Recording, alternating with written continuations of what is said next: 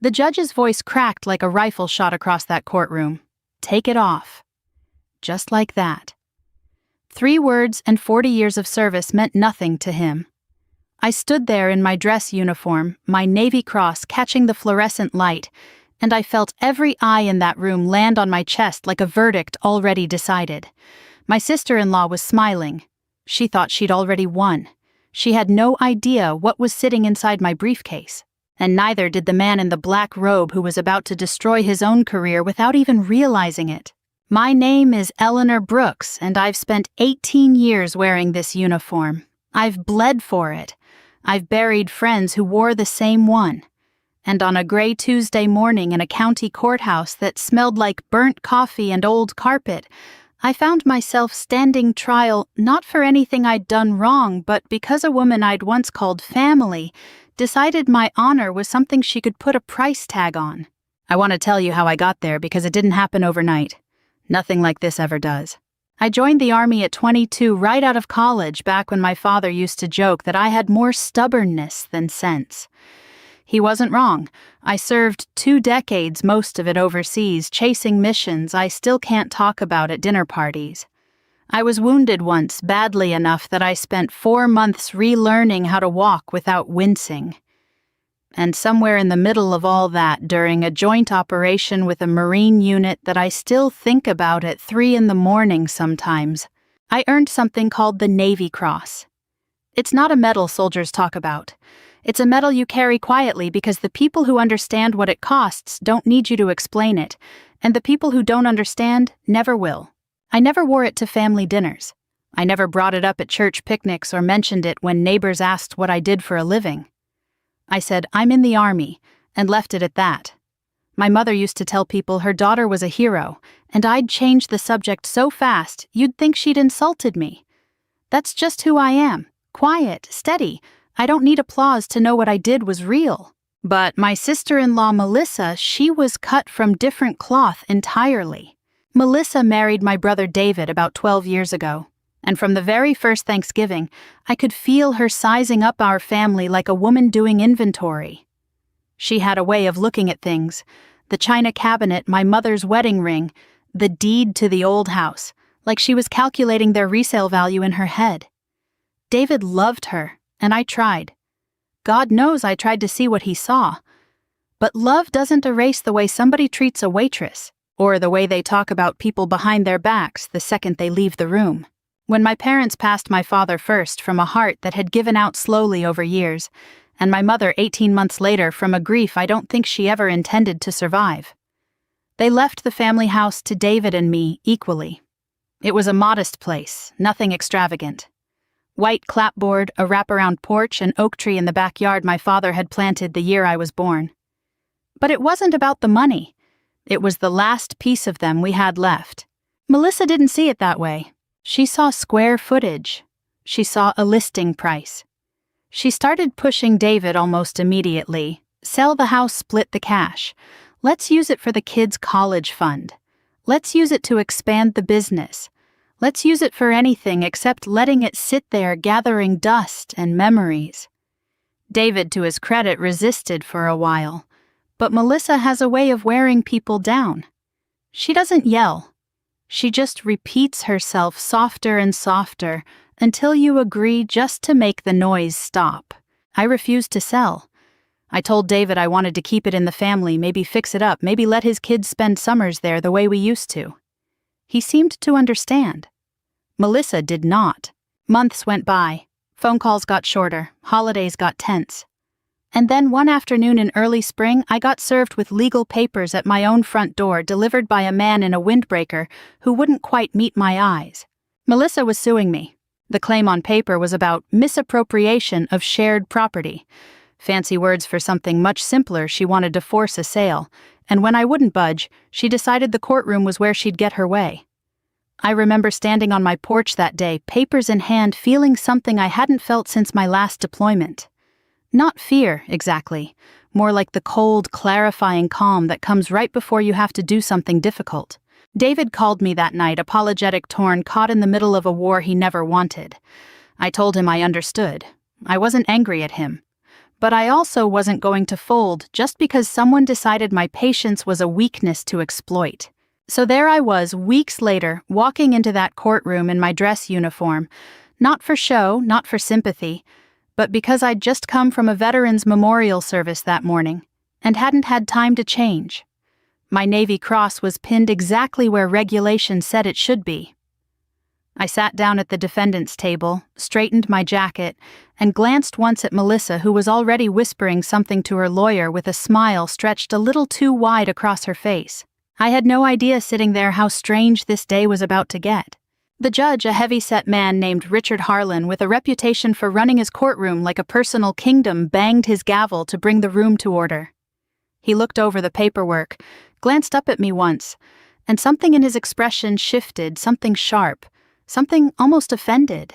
Then he leaned forward, tapped his pen against the bench, and said the words that would end up changing everything. "This is not a place to show off war trophies." I'd heard about Judge Richard Harlan before I ever set foot in his courtroom. Everyone in that county had. Lawyers talked about him the way you'd talk about weather you couldn't control. You just braced yourself and hoped you'd get through the day without getting struck by something. He had a reputation for arrogance, dressed up as authority, for cutting people off mid-sentence, for making examples out of anyone who dared to look too comfortable in his courtroom. And apparently, somewhere along the way, he'd developed a particular disdain for what he called military theater people in his mind, who used their service like a costume to win sympathy points. I didn't know that yet. I only knew that a man in a black robe had just accused me in front of a packed courtroom of showing off. "I'm sorry, Your Honor," I said, keeping my voice level. 18 years of training does that to you. It doesn't matter how fast your heart is pounding, your voice learns to stay flat-controlled, unreadable. "This uniform isn't a costume. I came from a memorial service this morning." He didn't even look up from his paperwork. "Take off the medal." The room went quiet in that particular way. A room goes quiet when everyone suddenly realizes they're watching something they shouldn't be. I could hear the air conditioning humming overhead. I could hear someone's chair creak in the gallery. My attorney, a sharp young man named Foster, who I'd hired mostly because he came recommended by a fellow veteran, started to rise out of his seat, his mouth already forming an objection. I put my hand gently on his arm and shook my head just slightly. "Not yet." "Is that an official order of this court?" I asked. Harlan's eyes flicked up to mine for the first time, and I saw something there. I recognized instantly the particular irritation of a man who isn't used to being questioned. "Yes," he said, drawing the word out like he was doing me a favor by even answering. "It is." Beside me, I heard Melissa exhale a soft, satisfied breath. She leaned toward her lawyer and whispered something I couldn't quite catch, but I didn't need to hear the words to understand the tone. Gloating. She thought this was the beginning of my unraveling. She thought a man in a robe telling me to strip a piece of my identity off my chest was going to break something in me. She had no idea who she was dealing with. I sat there for a moment, feeling the weight of every eye in that gallery. Somewhere behind me, I heard a low murmur ripple through the rows of spectators. Court days like this one usually drew a strange mix of people retirees who came just to watch law students doing research, a few regulars who treated the courthouse like a soap opera they couldn't miss an episode of. And scattered among them, I noticed, were a couple of older men sitting stiff-backed in the third row, the kind of posture you only get from years of formation drills. One of them, a silver-haired man in a faded ball cap, was staring at my chest with an expression that had shifted from curiosity to something closer to disbelief. He recognized it. I could see it happen in real time the moment his eyes landed on the medal and something clicked into place. His jaw tightened. He leaned over and murmured something to the man beside him, who then also turned to look at me this time with wide eyes. Neither of them said a word out loud. Nobody ever does in a courtroom. You learn early that the silence is its own kind of law, heavier than anything written down in a statute book. But I could feel that old veteran's discomfort radiating off him like heat from a stove. He knew exactly what that medal meant, and he knew exactly how wrong this moment was, and he sat there in his folding chair, unable to do a single thing about it. I thought about my father in that moment, oddly enough. He used to tell me that the loudest rooms were rarely where the real decisions got made. The real decisions happened in the quiet ones, in the pauses between words, in the choices people made when they thought no one important was watching. I'd carried that with me through every deployment, every debrief, every long silence in a command tent, waiting for orders that might never come. This felt like one of those quiet rooms, and I intended to make my decision count. Your Honor, I said, my voice steady, almost gentle. Before I comply, I'd like the record to reflect the nature of this request. Harlan's jaw tightened the way a man's does when he senses he's being handled but can't quite articulate how. Ms. Brooks, this isn't a debate. Major Brooks, I corrected quietly, not sharply, just a fact laid on the table like a card. And I understand it isn't a debate. I only want the transcript to be accurate. For a moment, something flickered across his face. Irritation, yes, but underneath it, something else. A flicker of uncertainty, like a man realizing the floor beneath him wasn't quite as solid as he'd assumed. He recovered quickly, straightening his robe, clearing his throat with the practiced authority of someone who'd spent years never being challenged in his own courtroom. Proceed with whatever you need to proceed with, he said, but the medal comes off before we continue. I didn't argue further. I didn't raise my voice. I simply reached down, unclasped my briefcase, and set it on the table in front of me, with a quiet, deliberate click that seemed to echo louder than it should have in that hushed room. Melissa's smile faltered just slightly as she watched me open it. The briefcase was the same one I'd carried through 3 different duty stations, its leather worn soft at the corners, a small nick near the handle from where it had been dropped, getting off a transport plane in weather I'd rather not remember. Inside, tucked in a blue folder I'd prepared weeks earlier, not out of paranoia, but out of the same discipline that had kept me alive in places most people only see on the news, was everything I needed. I didn't say much. I never do in moments like that. Words tend to lose their weight when you throw too many of them around, so I've learned to let documents speak when documents can speak better than I can.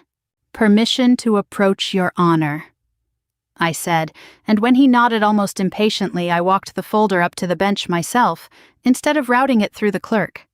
I wanted him to have to open it. I wanted him to have to touch it. He flipped it open with the kind of practiced disinterest judges use when they've seen 10,000 exhibits, and expect the 10,001st to be just as forgettable. The first page was a formal citation confirming the award of the Navy Cross, complete with the operational details that had been cleared for release, signed off by officers whose names carried weight in rooms far more serious than this one. I watched his eyes move across it. His expression didn't change much, but his hand resting on the edge of the bench went still. The second page was a Department of Defense verification record, the kind of document that exists specifically to settle disputes about military honors, because apparently in a country as large as ours, there are enough people willing to lie about their service that the government keeps official channels just to shut those lies down. Mine wasn't a lie. Mine had a case number, a verification stamp, a chain of signatures going back years. The third page was a formal legal opinion from the Office of the General Counsel addressing something most civilians never think about: the protections and protocols surrounding the wearing of duly awarded military decorations during official proceedings. It wasn't a suggestion. It wasn't a courtesy.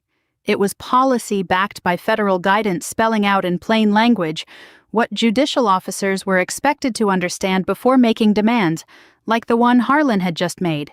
I watched the color in his face shift subtle at first, like a man realizing the ground under his feet had a crack in it he hadn't noticed. "This changes nothing," he said, but his voice had lost some of its earlier certainty. It came out clipped defensive, the tone of a man trying to talk himself back onto solid footing. Melissa shifted in her seat.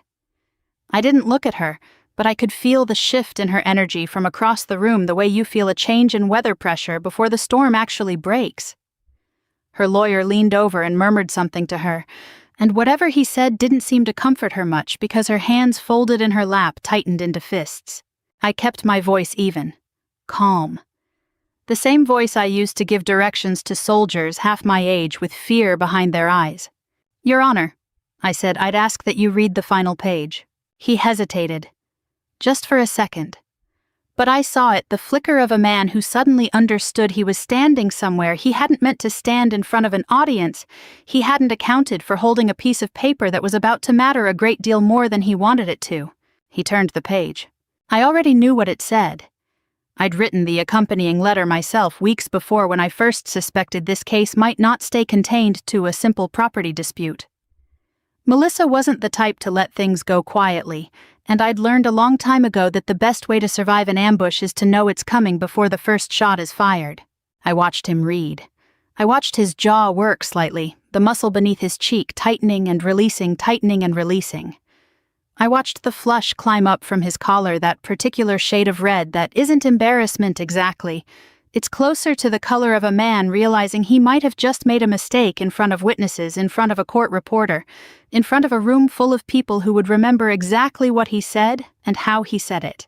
Somewhere behind me, the old veteran in the third row shifted forward in his seat like he sensed something was about to happen and didn't want to miss it. Harlan set the folder down slowly, deliberately, as though handling something that might detonate if jostled too hard. "Where did you get this?" he asked, and for the first time all morning his voice didn't carry the weight of command. It carried something closer to concern. "I've had legal counsel for some time, Your Honor," I said simply. I anticipated this might become more complicated than a property dispute. He didn't answer right away. He just sat there staring down at that final page, his knuckles whitening slightly against the wood of the bench. I glanced just once at the court reporter whose fingers had never stopped moving across her keys, every word of this exchange, disappearing into the permanent record of that day. The final page was a memorandum, one most people outside legal and military circles never encounter, tucked away in guidance documents, distributed to federal and state courts alike. It laid out in plain and unambiguous language the expectation that judicial officials handle properly worn military uniforms and decorations with appropriate respect during court proceedings, and that any request to remove them be grounded in clear legal necessity rather than personal discretion or assumption. There was no ambiguity in it, no room for a judge to claim he simply hadn't known better. I watched Harlan read it twice. His lips moved slightly on the second pass the way people do when they're not just reading anymore. They're calculating running numbers in their head, trying to figure out how bad this actually was. How many people in that room had already seen enough to remember it clearly later? My attorney Foster cleared his throat beside me. "Your Honor, given the sensitivity of this matter, I'd like to formally request that the court's remarks from this morning be preserved verbatim in the official transcript." Harlan's eyes snapped up. "That's already standard procedure, Counselor." "Just wanted it on the record, Your Honor," Foster said, and I caught the faintest twitch at the corner of his mouth. He wasn't gloating. He was too professional for that. But there was something satisfying in watching a man who'd spent the morning throwing his weight around suddenly realize the floor was made of glass. The court clerk, a woman I hadn't paid much attention to until that moment, spoke up from her small desk near the bench. "For the record, Your Honor, today's proceedings are being recorded as per standard courtroom policy." I don't think Harlan had forgotten that fact. I think in the rush of his own irritation, he simply hadn't thought through what it meant. Every word he'd said, every dismissive comment about war trophies, every clipped demand that I strip a medal off my chest without so much as asking why I was wearing it had been captured. Preserved, time-stamped. Available, if it ever needed to be, to people whose job it was to review exactly this kind of conduct. I watched something shift behind his eyes. It wasn't quite panic. Men like Harlan don't panic easily. They've spent too many years mistaking control for invincibility. But it was the beginning of something close to it. The dawning, uncomfortable awareness that he'd walked into a moment he couldn't simply talk his way back out of. Beside me, Melissa had gone very still. I glanced at her once just briefly, and saw the calculation happening behind her eyes, too. She'd expected this morning to go a certain way. She'd expected me to fold, to get flustered, to make some kind of scene that would paint me as unstable or difficult in front of a judge who already seemed inclined to see me that way. She hadn't expected the ground to shift underneath the judge instead. "Your Honor," I said, keeping my tone measured, almost gentle. "I understand the court has a great deal of discretion in how it manages proceedings. I've never questioned that. I only wanted to make sure that any request made of me today was made with full information." He didn't respond right away. He set the folder down, folded his hands together on top of it, and took a long breath, the kind of breath men take when they're trying to buy themselves a few seconds to think. "Let's move forward." He finally said, his voice quieter than it had been all morning. "We'll revisit procedural matters later." It wasn't an apology. I hadn't expected one, not yet. Men like Harlan don't apologize in front of an audience. The most you can hope for in the moment is a retreat, a small tactical withdrawal, while they figure out how much damage has actually been done. But I'd been in enough command rooms to recognize retreat when I saw it, and this was exactly that, a man quietly repositioning, trying to look like he was still in control of a situation that had already slipped through his fingers. I sat back down. Foster leaned over and murmured, "That went well." "It's not over," I murmured back. Because it wasn't. Not yet. Melissa's lawsuit was still sitting on the table unresolved, and beneath the surface of everything that had just happened was the real reason I was there. An inheritance. A house my parents had left us, a sister-in-law who'd decided greed was worth destroying a family over. The medal, the memorandum, the judge's misstep, none of that erased the actual claim being made against me. It had simply exposed something rotten in how the morning had begun. I looked over at Melissa, who was whispering fiercely to her attorney, now her earlier composure cracking at the edges. Whatever confidence she'd walked in with that morning had thinned considerably in the last 20 minutes, and I could see her trying to recalculate, trying to figure out a new angle, a new way to spin this back in her favor. She wasn't going to find one. Not with what I still had left to present. I leaned toward Foster and said quietly, "I think it's time to call the witness." He nodded, gathering his papers, and I stood smoothing the front of my jacket, feeling the weight of the Navy Cross still resting exactly where it belonged. "Your Honor," I said, my voice carrying clearly across the courtroom, "I have one more witness to call." The courtroom doors opened with a heavy, deliberate sound, the kind of sound that makes people turn in their seats even before they know what they're turning to look at. I didn't have to turn myself.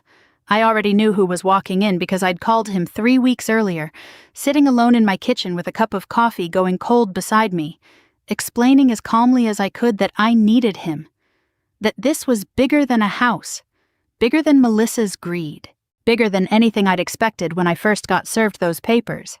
Colonel Michael Sanders had been my commanding officer during the deployment that earned me the Navy Cross. He was retired now, silver-haired, still carrying himself with the kind of posture that made civilians instinctively straighten up when he walked past them. I hadn't seen him in almost 2 years, not since a reunion dinner where we'd spent most of the night not talking about the mission at all, because some things you carry together in silence rather than words. He walked down the center aisle in a suit instead of a uniform, but it didn't matter. Everyone in that courtroom could tell, just from the way he moved, that this was a man who'd spent his life giving orders and having them followed without question. Harlan's expression shifted the moment Sanders took the stand. I don't think he recognized him immediately, but he recognized something, a presence, a gravity that filled the room differently than anything that had come before it. Foster walked him through his credentials first. 31 years of service. 2 combat deployments as a young officer, then years commanding units overseas, including the joint operation where he'd served as my direct commanding officer. He answered each question with the flat, unhurried precision of a man who'd testified in front of far more serious tribunals than a county courthouse, handling a property dispute. Colonel Sanders Foster asked, "Can you confirm Major Brooks's account of the events that led to her receiving the Navy Cross?" I can, Sanders said. "I was there. I submitted the recommendation myself." He described it plainly without embellishment, the way men who've actually seen combat tend to describe it, none of the swelling music you hear in movies, just facts laid out one after another, each one heavier than the last. He talked about the operation, about the moment things went wrong, about a decision I'd made under fire that had saved lives that weren't supposed to make it out of that situation. I sat very still while he spoke. I always do when someone else tells that story. It's easier to hear it in someone else's voice than to carry the weight of telling it myself. I noticed the old veteran in the 3rd row lean forward, elbows on his knees, listening like a man in church. Then Sanders said something I hadn't planned for, something that hadn't been in our rehearsed questions. "I should also mention," he said, turning slightly toward the bench, "that I spent the last several years of my career training judicial and legal personnel in military protocol, including proper courtroom conduct regarding uniforms and decorations. It's part of a continuing education program many jurisdictions require. The room went very quiet. Sanders looked directly at Harlan. Not aggressively, not with any theatrical flourish. Just with the plain, unblinking directness of a man who'd spent his life dealing with people who thought their authority excused them from doing their homework. "You should have known this," he said. "It's not obscure information, it's basic training material." Harlan's face went through several colors in the span of about 4 seconds. I watched his hand tighten on his gavel, watched him glance toward the court reporter, watched him realize too late, obviously. Too late that every word being said in that room was already permanent. Melissa's attorney rose abruptly. "Your Honor, I'd like to request a brief recess." "Denied." Harlan said a little too quickly, a little too sharply, the kind of response that comes from a man trying to reclaim control he already knows he's lost.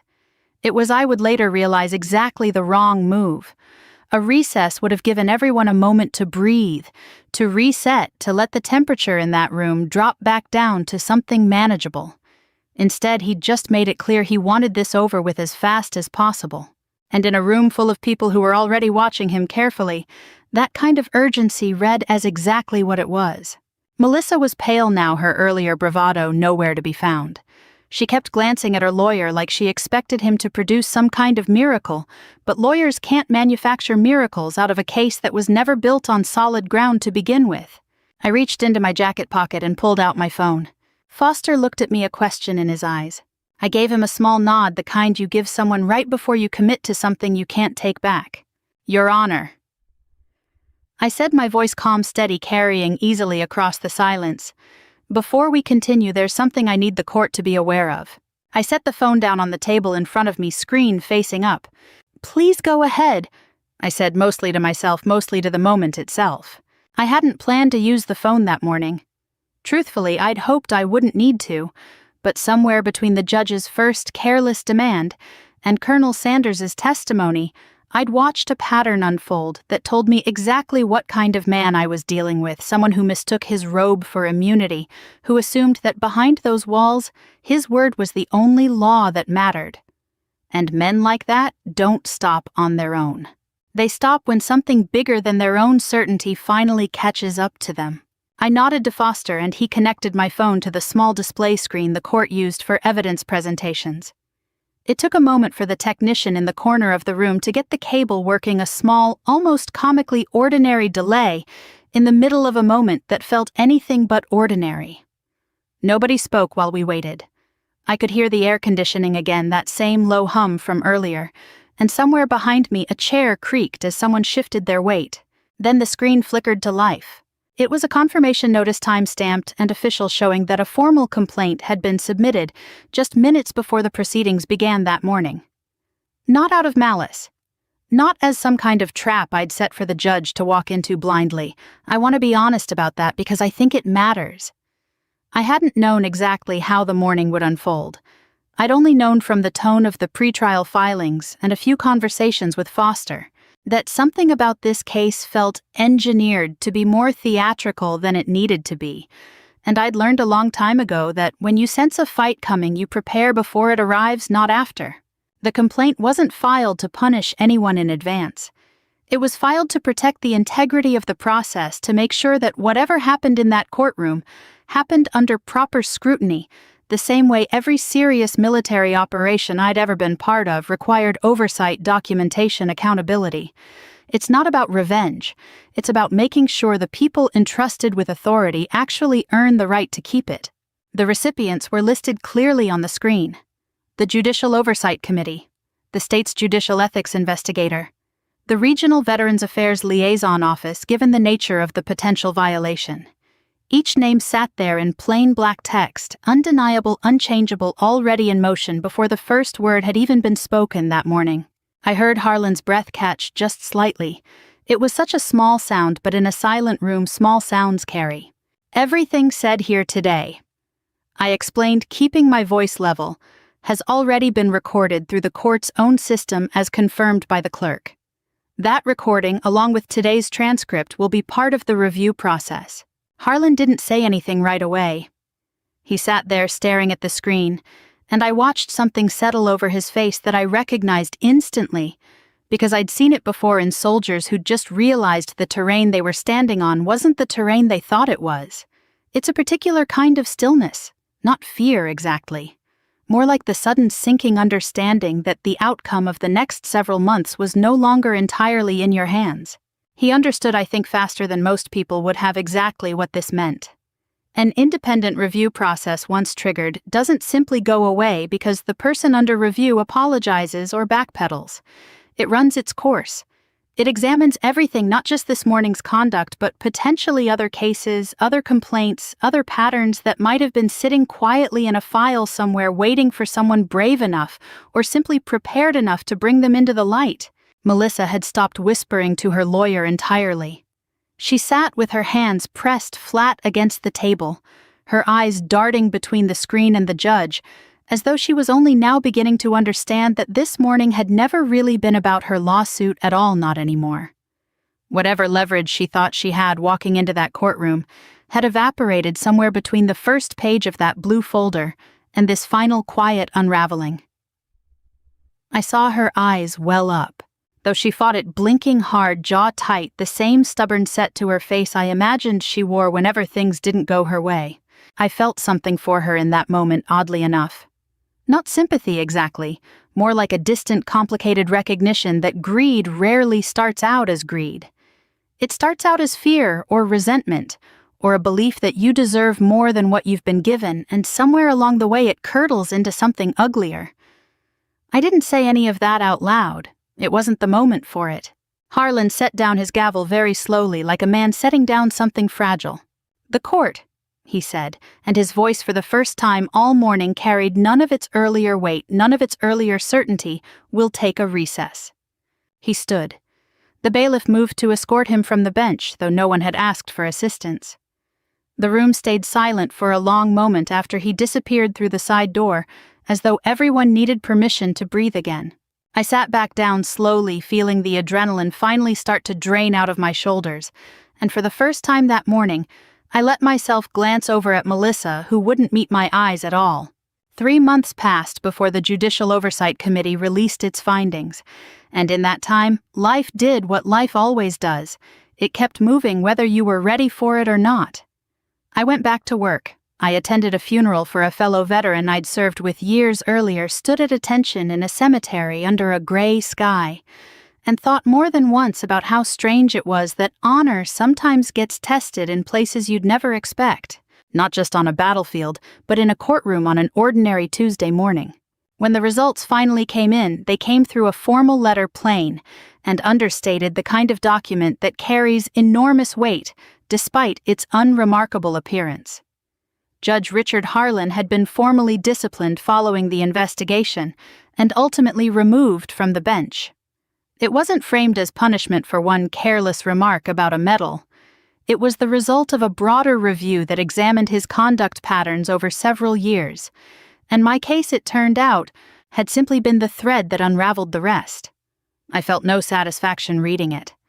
Only a quiet, settled sense that something had been corrected that needed correcting. Melissa's lawsuit collapsed not long after that.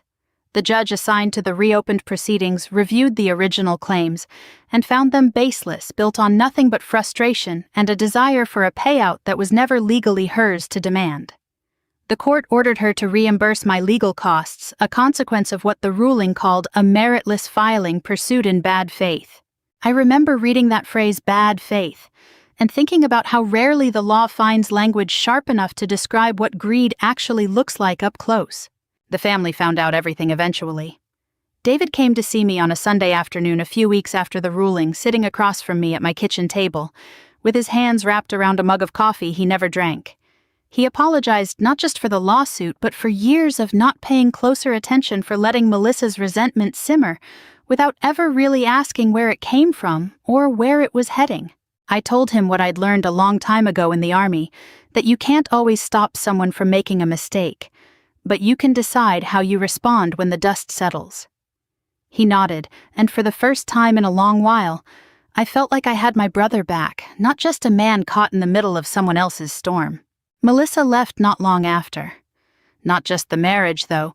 That came too eventually quietly without the drama I think she once imagined she was capable of creating. She left the family altogether, distancing herself from gatherings, from holidays, from the slow, patient work of repairing what she'd spent years chipping away at. I don't know exactly where she is now. Sometimes I wonder if she thinks about that morning in the courtroom, about the moment the ground shifted under everyone's feet, including her own. I hope wherever she is, she's found something better to build her life around than resentment. I mean that honestly.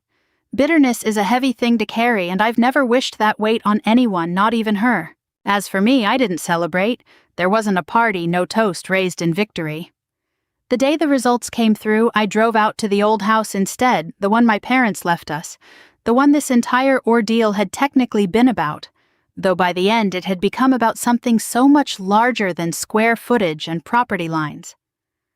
I walked through the rooms, slowly running my hand along the same banister I used to slide down as a kid. Standing for a long moment under the oak tree my father planted the year I was born, now tall enough to shade half the backyard. I took my Navy Cross out of the small wooden box where I usually kept it tucked away from daily view, not because I was ashamed of it, but because I've never needed to see it every day to remember what it meant.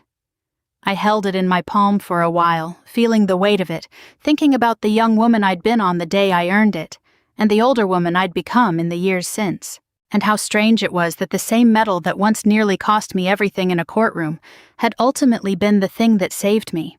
I don't need anyone else's permission to know what I did was real. I never did. Honor was never about being recognized.